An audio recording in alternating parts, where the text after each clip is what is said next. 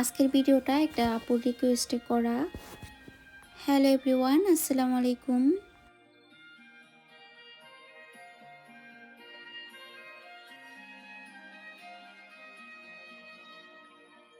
সকাল সকাল ঘুম থেকে উঠে সবার আগে আমি এক গ্লাস কুসুম গরম পানি খেয়ে নিব, দেন বাকি কাজগুলো করব।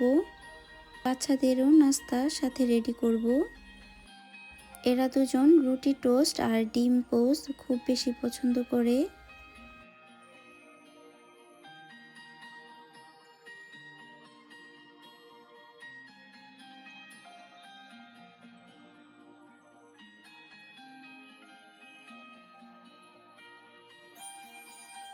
আমি আমার জন্য একটা শসা কেটে নিব।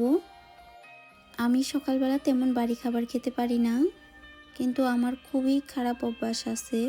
আমি একেবারে কোনো খাবার বেশি খেতে পারি না, একটু পরপর অল্প অল্প করে খাওয়ার অভ্যাস।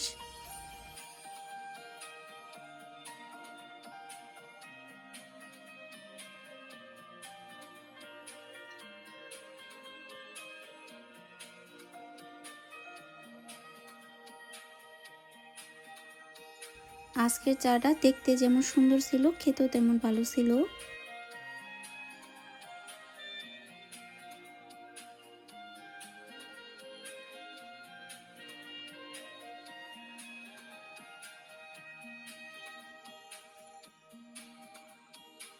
নাস্তা শেষ করে একটু বাহিরে বের হয়েছি, ইউনে ওর কাজ আছে তাই। ঘর থেকে বের হলে একটু ভালো লাগবে, তাই আমাদেরকেও সাথে করে নিয়ে আসছে। এটা ইওনের একটা সাইড, 100 ইয়েনের সব কিছু 100 ইয়েন করে। বেশ বড়, কিন্তু এখন আর 100 ইয়েন নাই। প্রত্যেকটা জিনিস 200, 300, 600, 500, 1000, 900, 1500 ইয়েনেরও বেশি আছে। এই একটা পট 990 ইয়েন। মূলত এটার প্রাইস 900 টাকা। 90 টাকা হইতেছে ট্যাক্স। আমার এই সেটটাতে আসাই হয়েছে নেল কাটার নিতে। নেল কাটারকে সুমিকিরি বলে নিহঙ্গতে। কয়েকটাই নিচ্ছি এগুলা দেশে দেওয়ার জন্য।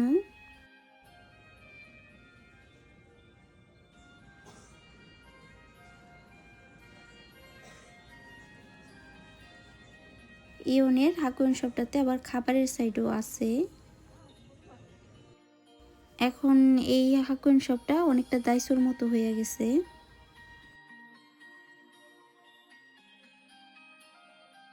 বাসায় চলে আসছি।